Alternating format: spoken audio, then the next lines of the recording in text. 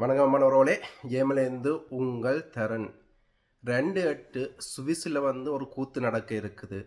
அதை பற்றி கதிரண்ணாவும் எங்கட ஊடகத்தில் ஏன் நாங்கள் ஒரு கருத்தும் சொல்லாமல் அமைதியாக இருக்கிறோம், ஏன் கனடால எங்கட ஊடகங்களில் ஒரு வீடியோவும் வருது இல்லை.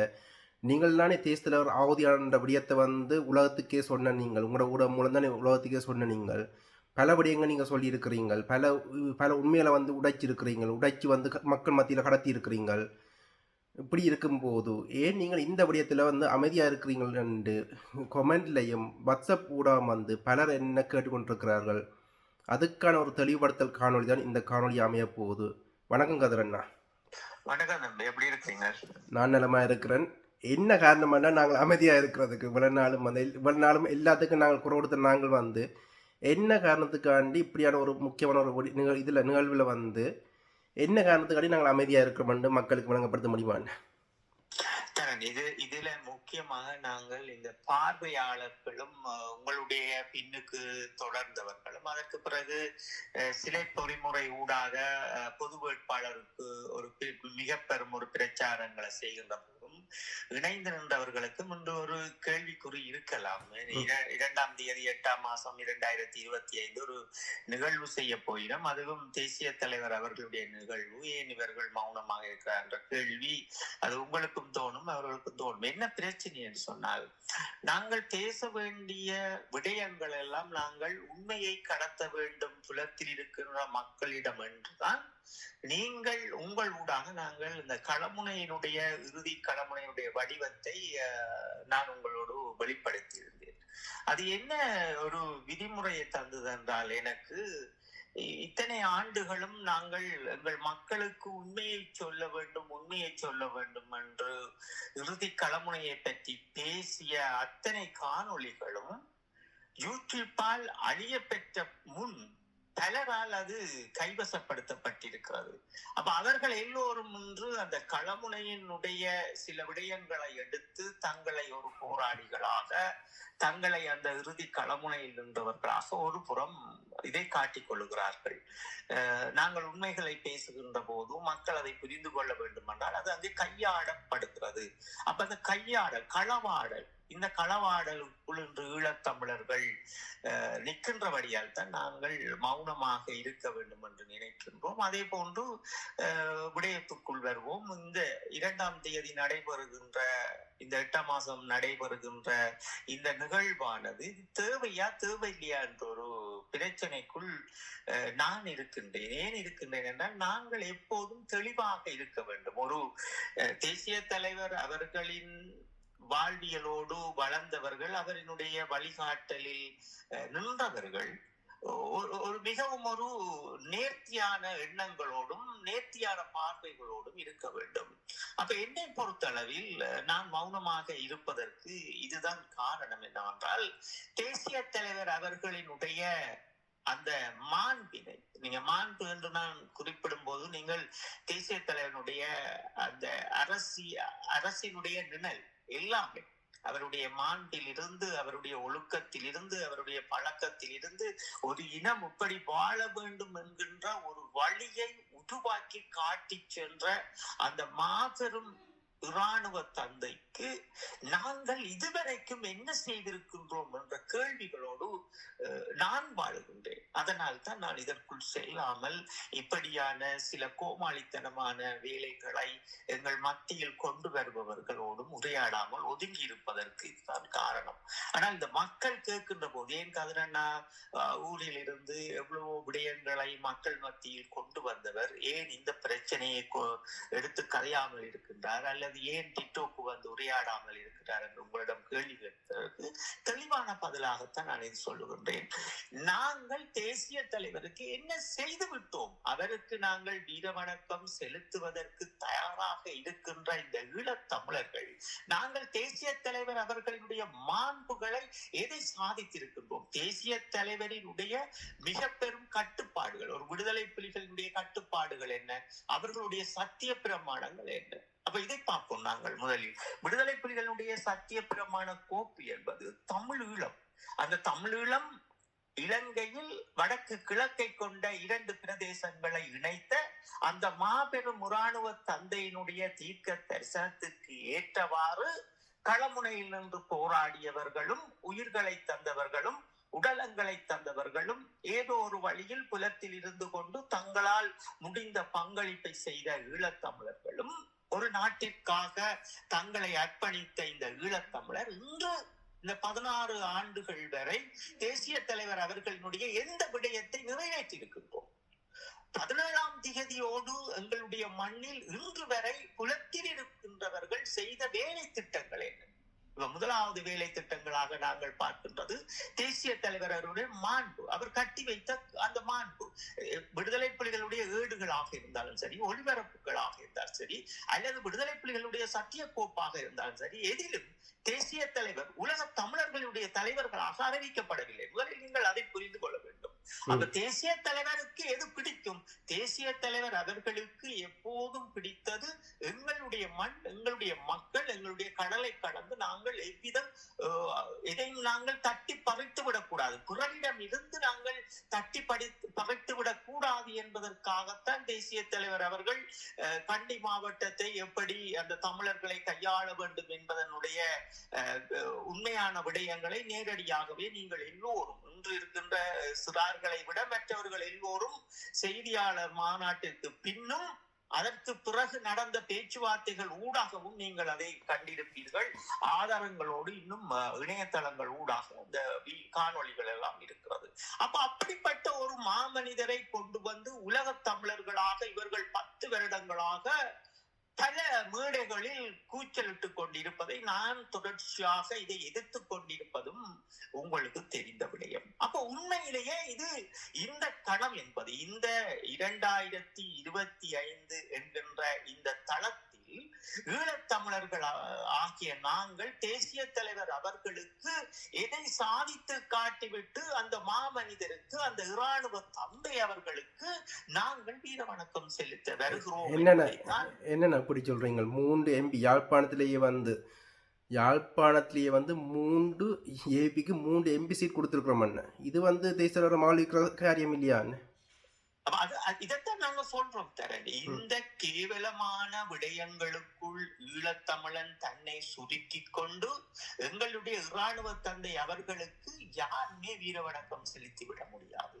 ஏன் செலுத்தி விட முடியாது என்றால் நாங்கள் தகுதியற்றவர்கள். அதுதான் நான் ஒதுங்கி இருப்பது.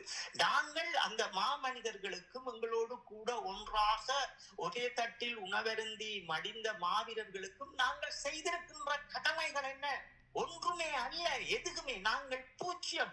நீங்கள் மகாபாரத போரில் ஒரு இடம் இருக்கிறது, அந்த கதையில் பார்த்தீர்கள் என்றால் தெரியும்.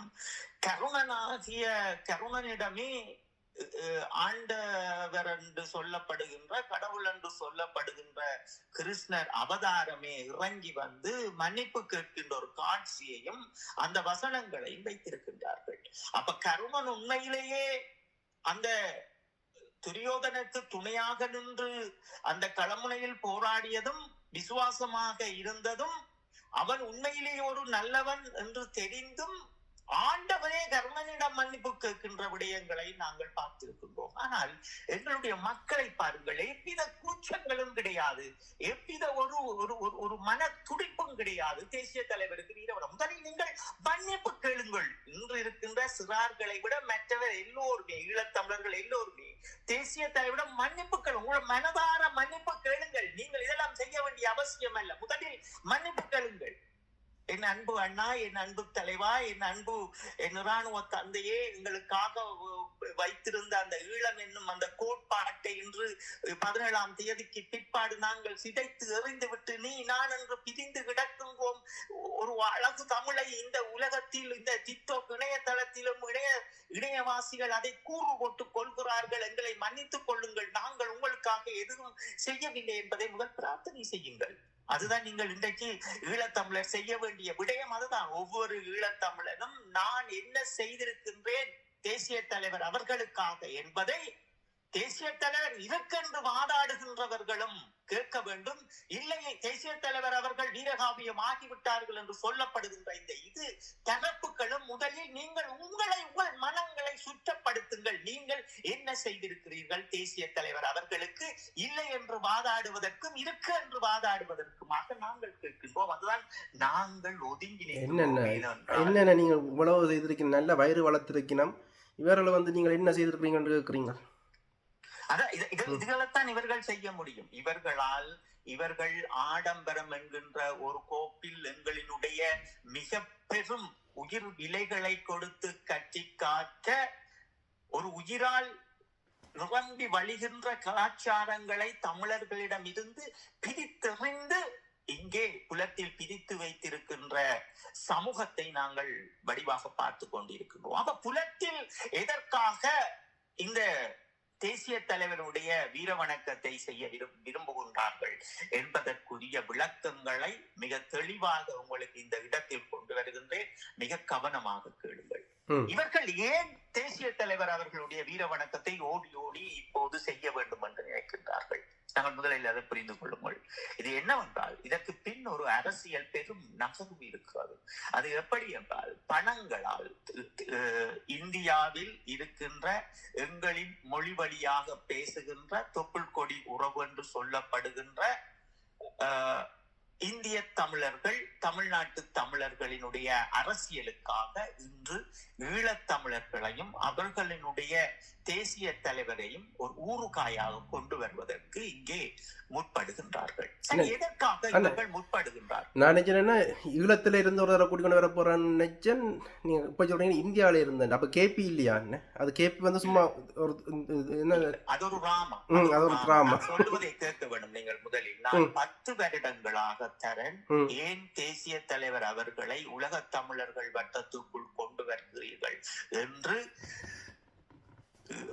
ஒரு பேஸ்புக் தளம் என்பது, அது உங்களுக்கு தெரியும், வாணன் ஈழம் என்கின்ற ஒரு பேஸ்புக் தளம் ஊடாக, யூடியூப் தளம் ஊடாக பல காணொலிகளை நான் பதிவிட்டிருக்கேன். சிறையில் இருந்து வந்த பின் என்னுடைய வேலை திட்டங்களோடு அந்த பேஸ்புக்கில் எங்களுடைய மக்களினுடைய இறுதி களமுனையினுடைய விவரங்களும் இதுவும் பல காணொலிகள், இன்னும் பல்லாயிரம் பேர் அந்த காணொலி அந்த தளத்தை இவர்கள் அடித்து நொடுக்கினாலும் அந்த காணொலிகள் இன்று உலகம் சுற்றி கொண்டிருக்கிறது, வேறவர்கள் போட்டுக் கொண்டிருக்கின்றார்கள். சரி, விடயத்துக்குள் வருவோம்.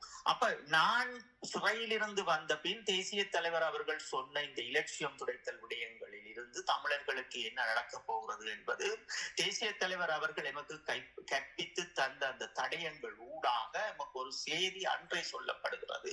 எங்களினுடைய ஈழத்தமிழர்களும் போராட்டங்களும் நசிப்பதற்காக தமிழ்நாட்டு தமிழர்கள் மிக தீவிரமாக வேலை செய்து கொண்டிருக்கிறார்கள், ரோவோடு சேர்ந்து, இலங்கை அரசாங்கத்தோடு சேர்ந்து என்பதையும் மிக தெளிவாக நாங்கள் எங்கள் மக்கள் மத்தியில் கொண்டு வந்திருந்தோம். அது பெரும் பேசு பொருளாக 2024 சர்ச்சைக்குள்ளாகி இருந்தது. அதுதான் உண்மையான விடயங்கள். சரி, இவர்கள் எல்லாம் ஏன் என்று நான் நீ என்று முந்தி அடித்துக் கொண்டு தேசிய தலைவருக்கு வீர வணக்கம் செலுத்த வேண்டும் என்றால் இங்கேதான் நீங்கள் புரிந்து கொள்ள வேண்டும் என்னவென்றால், இறுதியாக தமிழ்நாட்டு நான் தமிழர் கட்சியினுடைய ஒழுங்கமைப்பாளர் சீமானவர்களை எப்படியாவது 2026 அவர்கள் அமர்த்திவிட வேண்டும் முதலமைச்சராக என்று அவர்கள் கங்கணம் கட்டி கொண்டிருக்கிறார்கள். அப்ப அவர்கள் பல விதங்களிலும் ஈழத்தமிழர்களை வைத்து ஏமாற்றிக் கொண்டு புலத்தில் இருந்து ஒரு போராளிக்கு வருமானம் போகாமல் அந்த வருமானங்களை அவர்கள் எடுத்து விழுங்கிய தமிழ்நாட்டு நான் தமிழர் கட்சிக்குள் இருந்தவர்களும் அந்த ஒழுங்கமைப்பை செய்து கொண்டிருக்கின்ற உறுப்பினர்களும் வந்து இங்கே ஒரு விடயத்திற்குள் எப்படி அதை சிக்க வைக்கிறார்கள் என்றால், தேசிய தலைவருக்கு வீர வணக்கம் செலுத்திய பின் அதுல அறிவிப்பார்கள் உலக தலைவர். பல இடங்களை பாருங்கள் நீங்கள், அவர்கள் எங்களுடைய உலக தமிழர்களினுடைய தலைவர் என்றுதான் தேசிய தலைவர் அவர்களை போராளிகள் என்று அடையாளப்படுத்துபவர்கள் குறிப்பிடுகிறார்கள். இதுவரைக்கும் போராளிகள் என்று சொல்லப்படுகின்றவர் என்னுடைய அண்ணா என்றுதான் எங்களுடைய தலைவர் அவர்களை சொல்வார்கள், அல்லது எங்களுடைய மேதகு தேசிய தலைவர் அவர்கள் பேர் சொல்ல மாட்டார்கள். அவருடைய முதல் எழுத்தை அப்பாவினுடைய எழுத்தை சொல்லி அந்த பேரை சொல்லி அவர்கள் கதைக்க மாட்டார். என்றால் அது எங்களுக்கு நாக்கு கூசும். நாங்கள் எங்களுடைய ஈழத்தமிழுடைய பண்பாடு என்பது கணவன் அல்லது அம்மா அப்பா இதெல்லாம் ஒரு புனிதமாக பேணப்படுவதால் யாரும் பேர் சொல்லி ஒரு காலத்தில் கதைத்தவர்களுடைய அந்த மாண்பின் அடிப்படையில் எங்களுடைய தேசிய தலைவர் அவர்களை நாங்கள் யாருமே பேர் சொல்லி அழைத்தவர்கள் கிடையாது. போராளிகள் எங்களுடைய அண்ணா தலைவர் அவர்கள் என்றும். ஆனால் இன்று பார்த்தீர்கள் என்றால் இந்த போராளிகள் என்று வந்து நிற்கின்ற இந்த கோமாளி கூட்டங்கள், இந்த பெருஞ்சாலிகள், அவர்கள் ஏதோ பேர் சொல்லித்தான் கதைக்கின்றார்கள். அவர்களுடைய தந்தையாரினுடைய முன்னெழுத்தை சொல்லி பேரை சொல்லித்தான் அவர்கள் கதைக்கின்றனர். அவங்களுக்கு அதிலே புரிந்திருக்கும் உலக தமிழர் என்று சொல்லி உலக தமிழர்களின் தலைவர் என்று பிரகடனப்படுத்துகிறார்கள். இது விடுதலை புலிகளுடைய மாண்பை சிதைக்கின்ற விடயம். விடுதலை புலிகளுடைய மாண்பு என்ன, தேசிய தலைவருக்கு எது பிடிக்கும் எது பிடிக்காததான் நாங்கள் ஒதுக்கி இருக்கின்றோம் என்பதையும் இந்த இடத்தில் நாங்கள் மீண்டும் உங்களுக்கு சுட்டிக்காட்ட விரும்புகின்றோம். அப்ப இவர்கள் என்ன செய்ய போன்றார்கள், இந்த வீர வணக்க நிகழ்வை மக்கள் மத்தியில் கொண்டு வந்து பல்லாயிரம் பேரை குளத்தில் இருக்கின்ற மக்களை காட்டிவிட்டு 2000 ஜனவரி, அதாவது புதிய ஆண்டு 2026 ஜனவரி பிப்ரவரி மாதத்துக்குள் இவர்கள் ஒரு விடயத்தை அறிவிக்க போறார்கள். தமிழ்நாட்டில் இருக்கின்ற மக்களுக்கு சீமான் அவர்கள் உலக தலைவர், ஈழத்தமிழர்களுக்கும் அவர்தான் தலைவர், நாங்கள் மொழிவழி ரீதியாக எங்களுடைய சுதந்திரத்தை பெறுவதற்கு நாங்கள் தலைவராக அறிவிக்கின்றோம் என்கின்ற ஒரு சத்திய கோட்பாடை தமிழர் மத்தியில் கொண்டு வந்து வைத்து தமிழ்நாட்டில் இருக்கின்ற தமிழர்களுக்குள் ஈழத்தமிழர்கள் எல்லாம் சீமானை ஏற்றுவிட்டார்கள், நீங்களும் ஏற்க வேண்டும் என்கின்ற ஒரு மாயை கருத்தை, மாய அரசியலை அங்கே திணிக்கப் போகின்றார்கள். ஏன் திணிக்கப் போகின்றார்கள் என்றால், தமிழ்நாட்டு அரசியல் இன்று ஒரு கேள்விக்குறியாக இருக்கிறது. ஏனென்றால் நடிகர் விஜய் அவர்கள் வந்திருக்கின்ற விதமும் அவர்களுடைய செயல்பாடுகளும் இருக்கின்ற போது இவர்களுக்கு பீதியாக இருக்கின்றது. 2026 பிறகு இவர்கள் சில வேளை இல்லாமல் கூட போய்விடுவார்கள் தமிழ்நாட்டில் என்கின்ற பயங்களினால் எங்களினுடைய இந்த பெருஞ்சாலிகளை வைத்துக் கொண்டு இந்த ஒரு நாடகத்தை அரங்கேற்றுகின்றார்கள். இந்த நாடக அரங்கேற்றம் கடைசியில் ஒரு இந்தியாவில் பிறந்து ஒரு இந்திய குடிமகனாக வாழ்கின்ற சீமான் போன்றவர்கள் ஈழத்தமிழர்களுக்கு, உலகத் தமிழர்களுக்கு தலைவர்களாக இவர்கள் பணங்களை வாங்கிக் கொண்டு இவர்கள் அவரை அறிவிக்க போகின்றார்கள். இதில் இருக்கின்ற உண்மை விடயம் இதுதானே தவிர இவர்கள் தேசிய தலைவருக்காக மனப்பூர்வமாக இவர்கள் வீர வணக்கம் செலுத்தவில்லை. இவர்கள் உண்மையிலேயே தேசிய தலைவர் அவர்களுக்கு வீர வணக்கம் செலுத்த வேண்டும் அல்லது தேசிய தலைவர் அவர்களினுடைய நிகழ்ச்சி நிரலில் அவர்கள் இருக்க வேண்டும் என்று நினைத்திருந்தால் தேசிய தலைவனுடைய மாண்புகளை ஒவ்வொரு இந்த போராளி என்று சொல்லப்படுகின்ற இந்த கோமாளிகள் கட்டி காப்பார்கள். அந்த கோமாளிகள் பெருஞ்சாலிகள் எப்படி கட்டி காப்பார்கள்? ஒரு அரசியல்வாதிக்காக ஊடகங்களில் வந்து பேசி இருக்க மாட்டார்கள். ஒரு தங்களோடு போராடிய மாவீரர்கள், போராளி குடும்பங்களுக்காக பல தொழிற்சாலைகளை உருவாக்கி இருப்பார்கள். வடக்கு கிழக்கில் அவர்களுக்கு ஒரு பிள்ளைகளுக்கு ஒரு கல்வி ரீதியான ஒரு வருமானத்தை பெறக்கூடிய அளவு அதை ஒழுங்குபடுத்தியிருப்பார்கள். இறுதியாக வந்த இந்த சிலை பொறிமுறையை எடுத்துக்கொண்டு இலங்கையில் நடைபெற்ற அந்த ஜனாதிபதி தேர்தலை சரியாக பயன்படுத்தியிருப்பார்கள். ஒரு திடமான அரசியலை கொண்டு வந்திருப்பார்கள். அப்போ எங்களுடைய மக்களை அவர்கள் பக்குவப்படுத்தி வடக்கு கிழக்கு தமிழர்களை காப்பாற்றி இருப்பார்கள். இது ஒரு சீரோ வட்டத்துக்குள் இருந்து கொண்டு கொடுக்கப்பட்ட பணங்களுக்காக வாங்கி கொண்டு சில புல்லுருவிகள் இன்று தேசிய தலைவருக்கு விழா எடுக்க நினைக்கின்றார்கள். தேசிய தலைவர் அவர்களுக்கு, என்னை பொறுத்தளவில் தேசிய தலைவர் அவர்களுக்கு விழா எடுக்க வேண்டும் என்றால் சரியா இந்த இடத்தில் நீங்கள் புரிந்து கொள்ளுங்கள். தேசிய தலைவர் அவர்களுக்கு நாம் ஈழத்தமிழர்கள் ஒரு பெரும் விழாவாக, ஒரு பெரும் அடையாளத்தை கொண்டு வர வேண்டும் என்றால் அது எங்களினுடைய வரலாற்றை நாங்கள் மாற்ற வேண்டும். அது எப்படி மாற்ற வேண்டும் என்றால், ஒரு ஈழத்தமிழனினுடைய அடையாளம் என்பது எங்களினுடைய இராணுவ தந்தை அவர்கள்.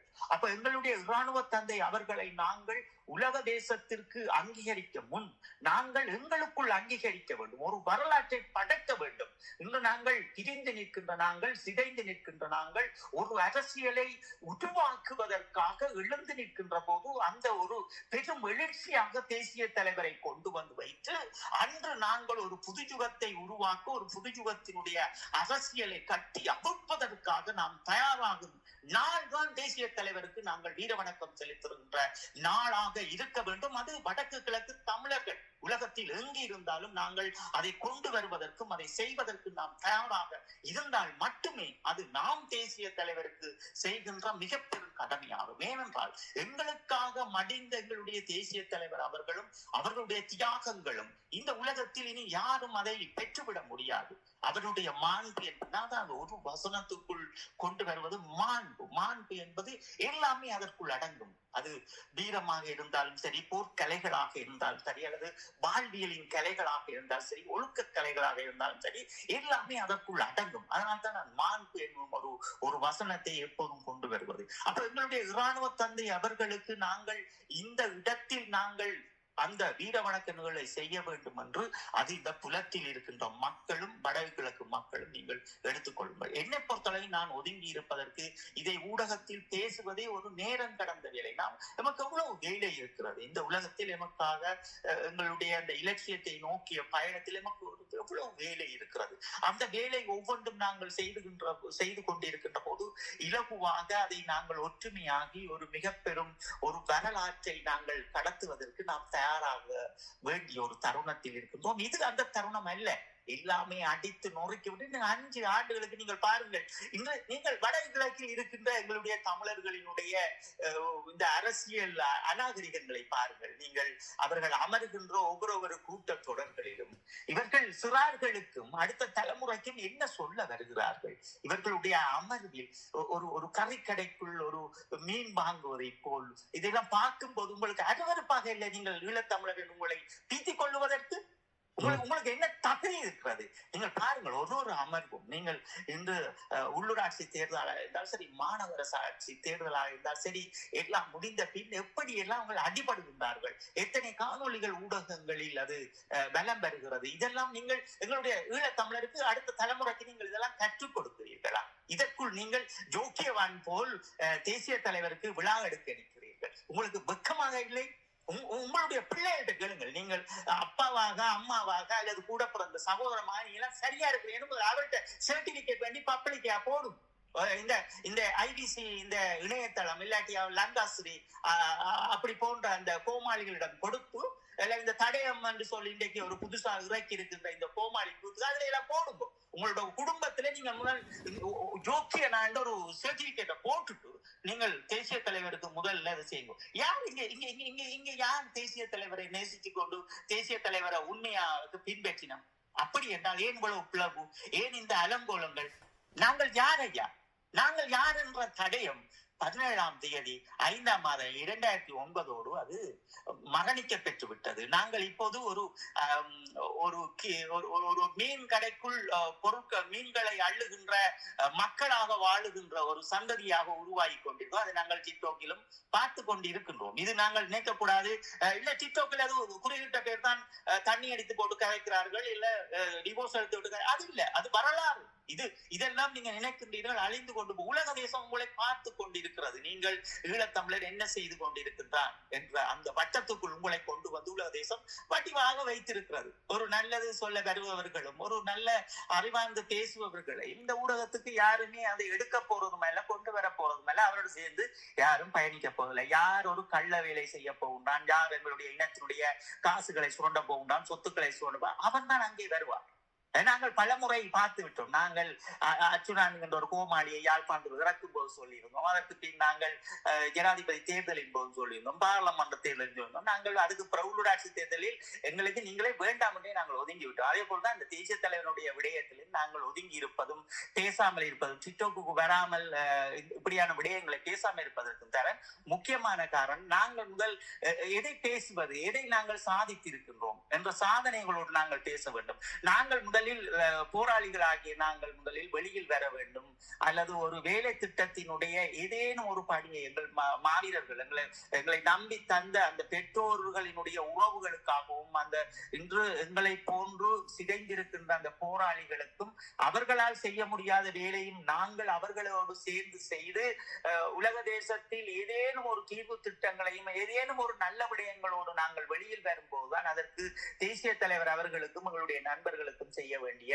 கடமைகளா நான் நினைக்கின்றேன். இந்த கோமாளிகள் போல் ஊடகத்தில் வந்து கொண்டு சும்மா வாயில் வருகின்ற எனக்கு ஒரே ஒரு விடயம் தான் தரேன். நான் திருப்பி சொல்றேன் உங்களுக்கு. தேசிய தலைவர் அவர்களை பற்றி பேசுவதற்கும் தேசிய தலைவருடைய களமுனையை பற்றி இன்று பல கோமாளிகள் வந்து பல கோமாளி கூத்துக்களை வந்து சிங்களவன் எழுதி வைத்திருக்கின்ற புத்தகங்களையும் படித்துவிட்டு அவனுடைய வாழ்க்கை வரலாறை படித்துவிட்டு நல்லா கழுவி சிங்களவனும் இந்தியாவும் நல்லா கழுவி இவர்களை வைத்திருக்கின்றார்கள். அதை வந்து பேசிக் கொண்டிருக்காங்க. நாங்கள் எங்களுடைய களமுனையை பற்றி இறுதியான சாட்சியமாக நாங்கள் இருக்கின்றோம். ஐக்கிய நாடுகள் சபையிலும் அதை பற்றி கொடுத்திருக்கிறோம். நேராவும் மக்களோடு வந்து சிறையில் இருந்து வந்து ஒவ்வொரு எங்களுடைய போராளிகள் எங்களுடைய தளபதிகளுடைய குடும்பங்களோடும் நாங்கள் உரையாடி விட்டோம். தேசிய தலைவர் அவர்களுடைய குடும்பங்களோடு உரையாடுவதற்கு அவர்கள் எங்களை அணுகவும் அல்ல. எப்படி என்ன அவர்கள் வந்து எப்படி என்ன அணுகுவார்கள்? அந்த ரெண்டு பகுதியையும் வந்து இந்தியா உளவுத்துறை வடிவா கையாளுது.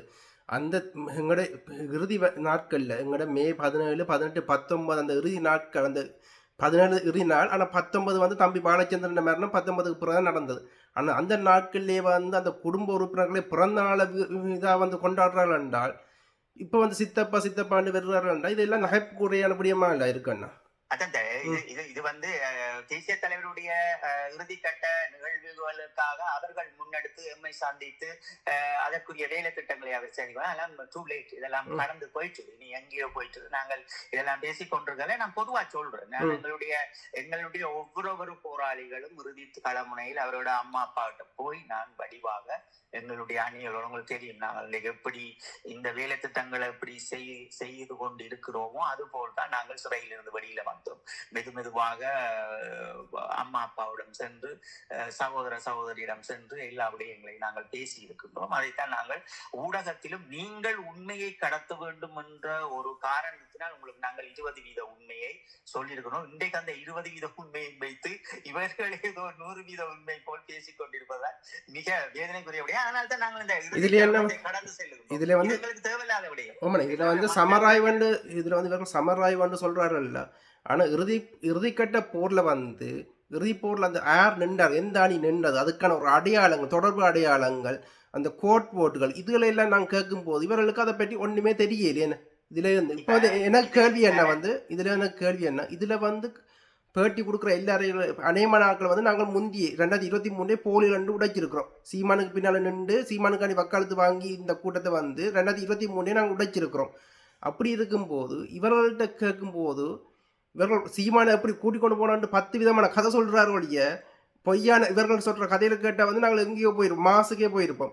ஆனால் இவர்கள்ட்ட இறுதி கட்டத்தின் நீங்கள் எந்த அணியில் நின்ற நீங்கள் உங்களோட தொடர்பு அடையாளம் என்ன, இந்த இறுதிக்கட்டத்தின் கோட் போட்டுகள் என்னென்னு கேட்டால் இவர்களுக்கு அதை பற்றி ஒன்றுமே தெரியல. அப்படின்னு இவர்கள் இறுதிக்கட்டத்தில் நிற்கல. அதோட வந்து இவர்களை நீங்களும் மற்ற போராளிகிட்ட விசாரிக்கும் போது இவர்களை வந்து நீங்கள் சிறையில் கண்டதே இல்லையான்னு போது வந்து அது உறுதியாகுது. என்ன அவர்கள் இறுதியிலே நிற்க.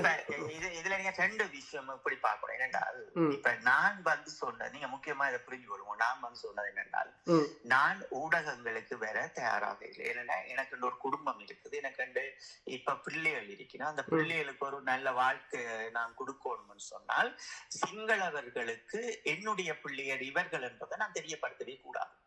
புரிஞ்சு கொள்ளுங்க. இந்தியா அரசாங்கத்துக்கும் நான் தெரியப்படுத்தக்கூடாது. ஏன்னா நான் உங்களுக்கு பல முறை உங்களுடைய பதிவுகளை நான் செய்திருப்பேன். இந்தியா எப்படி இலங்கையை உள்வாங்குகிறது என்றதும் நான் சொன்ன இந்த 5-6 வருஷம் முதல் உங்களுக்கு சொன்ன விடயங்கள் எல்லாம் இன்று நடந்து கொண்டிருக்கிறது. டிஜிட்டல் மயமும் என்று இந்தியா தான் எங்களுடைய தகவல்களை எடுத்து இன்று பாஸ்போர்ட் ஐடென்டி கார்டு கொடுத்து கொண்டிருக்கிறது. இந்த ஆண்டில் இருந்து இந்தியா தான் அதையும் செய்யுது. பிங்கர் பிரிண்ட்ல இருந்து எல்லாமே அவர்களிடம் தான் இருக்கிறது. எங்களினுடைய தகவல்களை நான் எப்போதும் நான் சொன்னேன் ஒரு சந்திப்பை நாங்கள் ஏற்படுத்துவோம். ஒரு கோள்களை எடுத்து அங்க வீடியோ இல்லாம நாங்கள் எல்லா மக்களும் அப்படித்தானே தமிழ்ல ஐநாவிலே நான் சொல்லியிருந்தேன். மரபு என்ன, இந்த மரபின்படிதான் நான் வாழ்வேன். விடுதலை புலிகளுடைய மரபு என்பது தர நாங்கள் ஊடகத்தை கூப்பிட்டு வச்சு நாங்கள் எங்கட மக்களுக்கு நாங்கள் ஊடக ரீதியா எதுவும் சொன்னவர்கள் கிடையாது. விளங்குதான் உங்களுக்கு. கருநாட பிளவுக்கு பிறகுதான் அப்படி ஒரு விடயத்தை நீங்கள் அரசியல் துறை ஊடாக தமிழ் செல்வண்ணா ஊடாகவும் சகோதரி தமிழினி அவர்களின் ஊடாகவும் நீங்கள் அதை பார்த்திருப்பீங்கள். ஆனால் நாங்கள் எங்களுடைய தேசிய தலைவர் அவர்கள் இந்த போராட்ட வரலாறு என்பதை மக்களோடு எப்படி நீங்கள் ஒழுங்குபடுத்த வேண்டும், ஒழுங்குபடுத்தி கதைக்க வேண்டும் என்கின்ற அடிப்படை நாகரிகத்தை எமக்கு கற்றுத்தந்து இந்த போராட்டத்தை வளர்த்தவர். அந்த அடிப்படை அடிப்படையில நான் இன்றைய இளையோர்கள், இன்றைய மாணவர்கள் எல்லாரையும் நாங்கள் இடத்துல சந்திச்சு ஒரு கூட்டங்கள், ஒரு சந்திப்புகள், எல்லா இடமும் கதைக்கிறது தான் நாங்கள் சொன்னாங்களே. நாங்கள் ஓடிப்போய் ஒளியவும் அல்ல, அல்லது நாங்கள் மாற்றேன் என்று நாங்கள் சொன்னவர் அல்ல. இங்கே இருக்கின்ற பிரச்சனை என்றால் யாருக்கும் இறுதி களமுனையை பற்றி அதை அறிந்து கொள்வதற்கு யாரும் இங்கே தயாராக இல்லை. அதை நான் சொல்லியிருப்பேன். தேசிய தலைவர் அவர்களை உண்மையாக யாரும் நேசித்தவர்கள் அல்ல. இந்த 2 வருட காலத்திற்குள் யார் ஒரு ஆள் கோல் பண்ணி உங்களுக்கு ஒரு சிலர்களை தொடர்பு உங்களோட தொடர்பை தவிர மற்றவர்களை நாங்கள் சந்தித்தாக்களை விட மற்றவர்கள் இப்ப நீங்க பாத்தீங்கன்னா ஒரு நிர்வாகங்களை நடத்துவவர்களை பார்த்தா கதிரண்ணாவை சந்திக்க வேண்டும் ஒரு ஏற்பாடை செய்யுங்கள். கதிரண்ணா பெமிலியோடு வாழணும், அவரோட பிள்ளைகள் வாழணும். நாங்கள் ஒரு சந்திப்பை நடத்தி நாங்கள் சில விடயங்களை தெளிவுபடுத்தட்டும் கதிரண்ணா நான் கேட்டுக்கிறோம். யாரும் உங்கள்கிட்ட வந்தவர்கள் அல்ல. ஆனா டிக்டாக்ல மத்தியாலமா நின்று பொய்களை பேசிக்கொண்டு இருக்கிறேன். ஏன்னா தகவல் என்கின்ற விடயம் என்று கண்டவன் எல்லாம் புத்தகங்களை வெளியிடுறது, கண்டவன் எல்லாம் எழுதுகின்ற விடயங்களும் அது உண்மை கிடையாது. களமுனை நான் மக்களுக்கு மீண்டும் மீண்டும் ஜெயில இருந்து வந்ததுல இருந்து உங்களுக்கு நான் ஒரு விடயம் தான் சொல்றேன். என்னன்னா விடுதலை புலிகள் இராணுவ மரபின் அடிப்படையில நீங்கள் அந்த இராணுவ ஆய்வை நீங்க செய்ய வேண்டிய தேவை சந்தேகத்துக்குரியவர்களுக்கு. அதாவது தேசிய தலைவர் அவர்கள் இல்லை என்று சொல்லப்படுகின்ற சகோதரர்களுக்கும் சகோதரிகளுக்கும் அம்மா அப்பாக்களுக்கு நீங்க ஒரு விடயத்தை மட்டும் புரிஞ்சு கொள்ளுங்க. என்னென்றால் இப்ப தேசிய தலைவர் இல்லை என்று இருக்கிறது அதெல்லாம் ஒரு புறம் இருக்கட்டும். இப்ப களமுனையினுடைய ஆய்வு என்பது நீங்கள் எல்லோரும் பெரிய களமுனையை பற்றி உங்களுக்கு என்ன தெரியும்? களமுனை விடுதலை புலிகள் என்ன செய்தார்கள்? அப்ப நீங்க அந்த மரபுகளை தேட வேண்டும். விடுதலை புலிகளுடைய இராணுவ மரபை முதலில் தேடுங்கள். இராணுவ மரபு என்பது அது எப்படி விசாரிக்கப்பட வேண்டும்? அப்ப இறுதியாக தேசிய தலைவர் அவர்கள் இருந்த தொடர்வாடல், ஒவ்வொரு அணிகளுக்கும் ஒவ்வொரு தொடர்பாடல்கள் இருந்தது. அந்த தொடர்பாடல் எத்தனை மணிக்கு அந்த தொடர்பு இல்லாம போனது என்ற ஒரு விசாரணையை நீங்கள் தொடர வேண்டிய தேவை இருக்கிறது. இப்ப நந்திக்கடலில் இருந்து மேற்கு பகுதியாக, தெற்கு பகுதியாக அல்லது வடக்கு கிழக்கு திசையாக இதில் யார் யார் நின்றார்கள், எந்தெந்த அணி என்னென்ன தொடர்போடு நின்றார்கள்? இப்ப நீங்கள் பார்க்க வேண்டிய விடயம் என்ன? எங்களுக்குரிய அணி உங்களுக்கு தெரியும், 50 உங்களுக்கு தெரியும், 119 தெரியும், 91 தெரியும். அப்ப இப்படி ஒரு தொடர்பாடல்கள் இருக்கிறது. அதே போன்று உங்களுக்கு தெரியும், உங்களுக்கு பல பேர்களோடு பல அணிகள் இருக்கிறது. இந்த அணிகளுக்குள் இருந்தவர்களுடைய தொடர்பு எப்போது துண்டிக்கப்பட்டது, எந்தெந்த களமுனைகளோடு விடுபட்டது என்கின்ற விசாரணை தான் உங்களுக்கு கள ஆய்வாக இருக்க வேண்டுமே தவிர இலங்கையினுடைய தளபதிகள் எழுதிய புத்தகத்தில் 19ஆம் தேதி என்று சொல்லப்படுகின்ற விடயம் அத்தனையும் இன்று எறியப்பட்டிருக்கின்ற எங்களுடைய சாட்சியங்களுக்கு அது மாற்றாக இருக்கின்றதை இன்று பல கோமாளிகள் பதிவுடன் அதற்குள் வருகின்றேன் சற்று பொருங்கள். அப்ப இந்த விடயங்களை நீங்கள் ஆய்வு செய்ய வேண்டும் என்றால் முதலில் நீங்கள் தீர்க்கதரிசியாக நீங்கள் தேசிய தலைவர் அவர்கள் கற்றுத்தந்த விடயங்களை கொண்டு வாருங்கள். எத்தனை மணிக்கு என்ன பேரில் பொட்டமானவர்கள் தொடர்பு இழந்தார் புரிந்து கொள்ளுங்கள். நீங்கள் தொடர்பாடல் எத்தனை மணிக்கு என்ன பேர்ல நின்றவர், அதுதான் முக்கியம். ஒட்டமானவர்களுக்கு இப்ப இப்படி பாருங்க, நீங்க இப்ப ஒரு புரோபோ என்ற ஒரு லைன்ல நின்று இருப்பார், அல்லது ஈழவன் என்ற ஒரு லைன்ல நின்றுப்பார். ஏதோ ஒரு பேரோடு ஏதோ ஒரு அந்த தொடர்பாடல் எப்போது துண்டிக்கப்பட்டது. இந்த துண்டிப்பு அடையில நாங்கள் விசாரணை செய்து எங்கள் மக்களோடு கூப்பிட்டு இந்த தொடர்பு இத்தனை மணிக்கு வந்தது. அங்கே பொட்டம்மாண்ட போராளிகளை கொண்டு பாருங்கள், தீவண்ணாவோட போராளிகளை கொண்டு பாருங்கள், இங்கால சொர்ணமண்ணாவோடவர்களை கொண்டு பாருங்கள், அதே போல் எங்களை போல் விசேட அணியில் இருந்தவர்களை கொண்டு பாருங்கள். இப்படி எல்லோரையும் கொண்டு வந்து அதே போல் மகளிர் அணி இது எப்போது இந்த துண்டு தொடையப்பட்டது ஒவ்வொரு ஆளை கொண்டு வந்த போதும் அப்படியே ஒன்றிலிருந்து ஏயிலிருந்து துவங்குறோம். நாங்கள் 10 பேர் நிக்கிறோம்டா, அந்த 10 பேரும் சொல்லுகின்ற போதும் அது அங்கே கனெக்ட் ஆகப்படும். அப்ப நீங்க புரிஞ்சு கொள்வீங்கள் தேசிய தலைவர் அவர்கள் உயிரோடு இருக்கிறார். யார் நீங்க களமுனையை செய்ய, உங்களுக்கு என்ன அறிவு இருக்கிறது, உங்களுக்கு என்ன, நீங்க இங்க நிக்கிறவங்களா இந்த களமுனையில இருந்தவங்க எந்த ஒருவன் சொல்லட்டும் இறுதி களமுனையுடைய கோட்பேட் என்ன? களமுனையை தேசிய தலைவர் அவர்கள், நாங்கள் தேசிய தலைவர் அவர்களுக்கு இராணுவ அந்த கட்டுப்பாடுகள் இருக்கின்ற போது தேசிய இறுதி களமுனையுடைய கோட்பட்டன. களமுனையை நான் நெருக்கமா வைத்திருக்கிறேன் என்று சொல்லுவதும், களமுனையை நான் விட்டுட்டேன் என்னுடைய பாயிண்ட் விட்டுட்டேன் சொல்றதுக்கும் இது கோட்பாட்டு இருந்தது. இந்த கோட்பாட்டை சொல்றீங்கள் இல்ல, நீ போராளி என்று அடையாளப்படுத்தும் சொல்லு.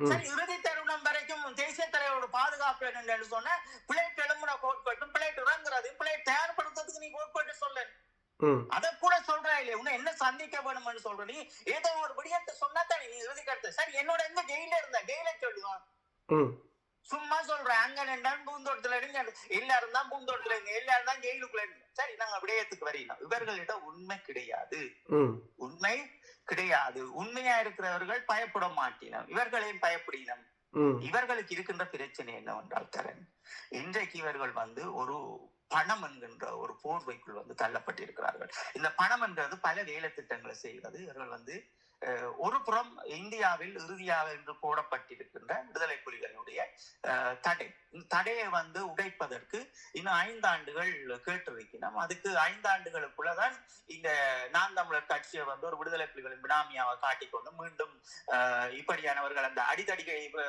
பெரியாரை கொண்டு அடித்தடியை வைத்து விடுதலை புலிகளை மீண்டும் அதுக்குள்ள சிக்க வைத்த பொறியையும் நாங்கள் பேசியிருக்கின்றோம், பல முறை பேசியிருக்கின்றோம் இதை பற்றியும். அப்ப அந்த பொறி இப்ப இன்னும் 5 ஆண்டுகளுக்கு இருக்கிறது. அப்ப உலக தேசத்தில் விடுதலை புலிகளுடைய தடையை எடுக்க வேண்டும் என்றால் 2 விடயங்கள் இருக்கிறது. ஒன்று, நாங்கள் எப்படி பயணிக்க வேண்டும் தமிழர்கள் என்பதும், இந்த விடுதலை புலிகள் மீண்டும் உருவாக்கப்படுவார்கள் என்கின்ற ஒரு மிக பெரும் ஒரு நுண்ணியமான முறையில் இந்த ஊடுருவல் வேலை நடக்கிறது.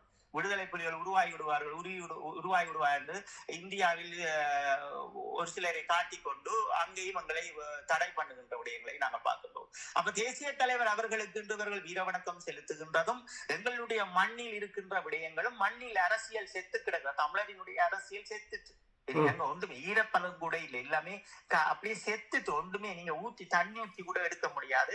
அது நீங்கள் திருப்பி கிரைண்டர் வச்சு அடிச்சு தோண்டி. 2009 முதல் அண்ணா ஈழத்தமிழ் தேச தலைவர் இருக்கிறார், தேச பேர்ல நெஞ்ச நிமித்தி கொண்டு இருப்போம். இப்ப ஈழத்தமிழர் என்றால் இந்த எங்களோட குடும்பங்களுக்குள்ளே கலாய்ச்ச ஒழுக்கமின்றி ஒரு கல்யாணம் என்றால் குடியும் டான்ஸும், பிறந்த நாள் என்றால் குடியும் டான்ஸும் மண்டு, மேக்கப் உண்மையான மூத்த கூட பார்க்க முடியாமல் மேக்கப் மண்டு, எங்கேயோ நாங்கள் எங்கேயோ எங்களை துளைச்சி போய் நிற்கும். புலம்பெயர்ந்து இப்போ அந்த கலாச்சாரம் ஈழத்துக்கும் தொத்தி கொண்டிருக்குது. எங்கேயோ எங்களை சினிமா கலாச்சாரம் இந்த செம்மணியில் தோண்டி கொண்டிருக்கிறார்கள், பக்கத்தில் சினிமா கூத்து நடந்து கொண்டிருக்குது. இது இப்படி எங்களோட இனம் தன் ஒழுக்கத்தை துளைச்சி போய் நிற்குதுண்ணா. இதுதான் நான் சொல்றேன் உங்களுக்கு, எங்களுக்கு என்ன தகுதி இருக்குது? ஈழத்தமிழனுக்கு தேசிய தலைவருக்கு வீர வணக்கம் எடுக்கிறதுக்கு என்ன தகுதி இருக்குது? நாங்கள் இலங்கையை பொறுத்தளவுல வடக்கு கிழக்குல எங்களுடைய மக்களை எங்களுடைய கட்டுப்பாடுல வச்சிருக்கிறார், அது உண்மை. சிஐடி விட போறது கிடையாது. ஆனா புலத்துல பாத்தீங்கன்னா நாங்கள் அதே நிலை அரசாங்கத்தை எங்களால வாழ முடியும். அதே கௌரவம், அதே கட்டுப்பாடு, எங்களுக்கான போலீஸ், எங்களுக்கான ஒரு எல்லாமே அதே நிலை இங்க உருவாக்க முடியும். உருவாக்கி இருக்கலாம் இந்த மக்கள். இந்த மக்கள் எல்லாத்தையும் கோட்டை விட்டுட்டு புருஷனையும் தூக்கி இறங்கி போட்டு கொண்டாட்டியதுகள் இவன் நினைச்சவளோட போறான், அவள் நினைச்சவளோட போறான். இது என்ன வாழ்க்கை? இது அடிப்படை நாகரிகம். ஒரு திருமணத்தினுடைய அடிப்படை நாகரிகம். அதுக்கு டிவோர்ஸ் எடுத்துட்டு, அதுக்கு விருந்து வச்சுட்டு, அதுக்கு ஊடகத்துல கூப்பிட்டு பல கேள்விகள். எதுவுமே சாதனை செய்தவர்கள் மாதிரி மிக பெரும் அழுக்குகளோட வாழ்ற இந்த இனம். நீங்களா பொட்டமானுக்கு விழா எடுக்கிறீங்க? நீங்களா தேசிய தலைவருக்கு விழா எடுக்கிறீங்க? முதல் கூட மடிந்த மாவீரர்களுக்கு பரிந்துரை செய்து அவர்களை ஒரு கௌரவிக்க தெரியாத, குடும்பத்தை கௌரவிக்க தெரியாத இந்த கோமாளி கூட்டங்களும் தங்களுடைய குடும்பத்தினுடைய யாரும் செத்தோடனே அவரை கொண்டு வச்சுட்டு இவர் பலபதி, இவர் எங்களுக்கு கொடுங்கினார், தமிழகத்தை பெற்றுக் கொடுத்தார் என்று பேப்பர்லையும் போட்டு இணையதளத்திலையும் போட்டு பூச்சாண்டி காட்டுவது. பிறகு கள்ளங்களுடைய எல்லாம் சேர்ந்துட்டு தலைவருக்கு விழா எடுக்க ஒதுங்கி போய் நிற்கிறோம். இதெல்லாம் எங்களுக்கு தேவையில்லை, நாங்கள் ஒதுங்கி நிற்கிறோம். உங்களுக்கு ஏன் நாங்க ஒதுங்கணும்? இந்த கேவலமான இந்த பிறக்கிற இந்த வெளிநாட்டுல இருக்கிற இந்த ஒரு சில தமிழர் இதுகள் செத்தே போகலாம், அழிஞ்சே போகலாம். ஏன்னா இந்த மடிந்த மாவீரர்கள் தான் உயிரில வாழ்ற இந்த இனம் தனக்கு அது தெரியுது. உண்மையிலே நான் சொல்றேன், நாங்கள் வாழ்றோம்டா ஒவ்வொரு ஈழத்தமிழனும் பல ஆயிரம் உயிர்களினுடைய ரத்தத்துலதான் இவர்கள் இன்று வரை வாழ்ந்து கொண்டிருக்கிறோம். இவங்களுக்கு எல்லாம் கார்டு கொடுக்க போயினா, எங்களுக்கு எல்லாம் அவங்களை பாஸ்வேர்டு போயிடும், எங்களுக்கு வாழ்க்கை கொடுக்க போயிடும் உலக தேசம். அங்க போர் என்று ஒன்று நடந்தபடியால், போராளிகள் உயிர்களை தியாகம் செய்தபடியால், உடலங்களை தியாகம் செய்தா இங்க காட்டுகள் எடுத்துட்டு அதுக்காக குடும்பத்தை சிதைச்சிட்டு புள்ள குட்டிகளை அங்காட்டி விட்டு அதுகளும் எப்படி வாழணும் தெரியாம அலங்கோல படுத்தி கொண்டு இது நீங்க என்ன செய்யறீங்க புலத்துல? அதுக்குள்ள புலத்திலே ஏதோ உத்தமர்கள் போல தேசிய தலைவருக்கு வீர வணக்கங்கள் செய்வீங்க.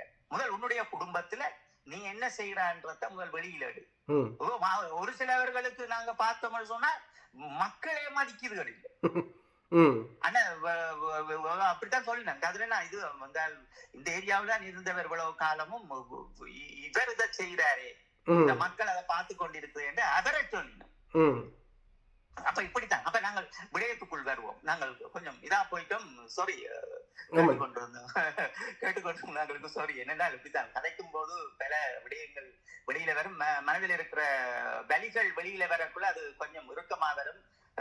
பார்த்து அட்ஜஸ்ட் பண்ணி சாரி தான். ம். சரி, இளையோர்களும் இதை கேட்பினும் நாங்கள் ஒரு சரியான கருத்தாளர்களா இருக்க வேண்டும். சரி, விடயத்துக்குள்ள வருவோம். அப்ப நாங்கள் எல்லாத்தையும் பார்த்து கொண்டிருக்கிறோம் தரம். கடைசியா வந்து செப்டம்பர் மாதத்துக்கு உரிய அமர்வு, கூட்ட அமர்வு. இந்த கூட்டத்தோட அமர்வு என்ன நடக்க போகுதுன்றதையும் நாங்கள் பார்த்திருக்கிறோம். அப்ப நான் உங்களுக்கு செம்மணி விவகாரத்துக்கும் அதே போல்தான் செம்மணி வர முதலே போராட்டம் ஆரம்பிக்கும் போதே நான் உங்களுக்கு பதிவிட்டுட்டேன். உங்களுக்கு குரலை உங்களுக்கு அனுப்பிட்டேன். தரன் இதுதான் நடக்க போகுது என்பதை சொல்லிட்டேன். நம்ம செம்மணி விடயங்கள் அது கேட்காத ஆட்கள் இருந்தா தரனிட்ட அந்த ஆடியோ இருக்கு, வீட்டுக்கு எடுப்போம். அது தரனுக்கு நேரம் வேண்டா போட்டு விடுவேன், அது பிரச்சனை இல்லை. செம்மணி போராட்டம் ஆரம்பிக்கும் போதே நான் இதுக்குரிய விளக்கங்களை போட்டுட்டேன்.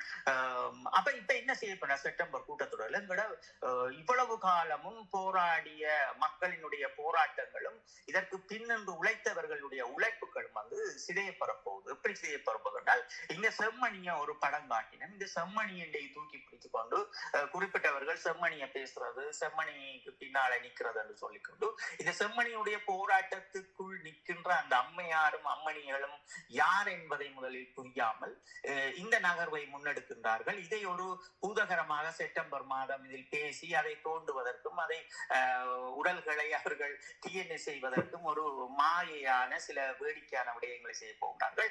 இங்கே முள்ளிவாய்க்கால் நந்திக்கடலில் நடந்த கொடுமைகளும் அந்த அந்த சம்பவத்தினுடைய பயில்களும் இங்கே அப்படியே போடப்படும். நான் உங்களுக்கு இதெல்லாம் உங்களுக்கு ஏற்கனவே சொல்லியிருப்பேன்.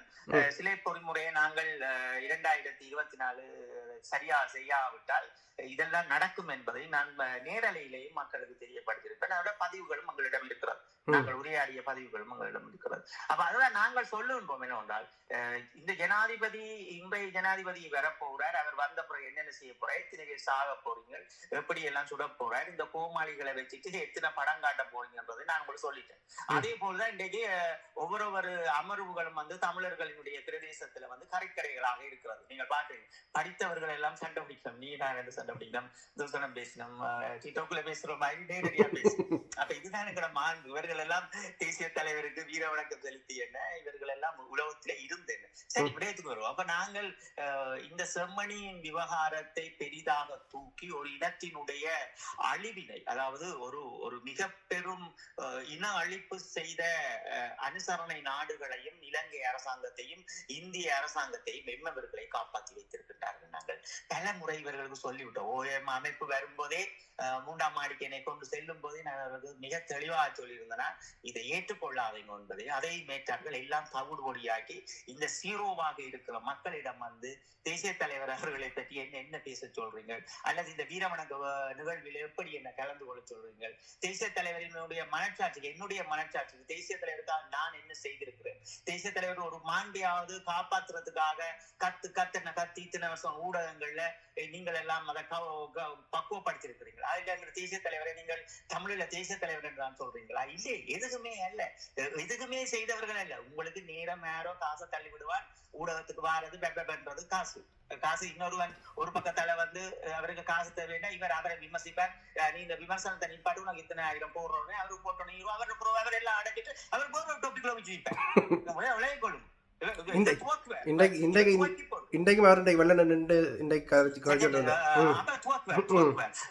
காசுகள் போனோடனே இதை விட்டுறீங்க. இது எங்களுக்கு இதெல்லாம் பாலத்தியார். நாங்கள் எங்களுக்காக மடிந்தவர்கள், எங்களுக்காக எங்களால் கையளிக்கப்பட்டவர்கள்.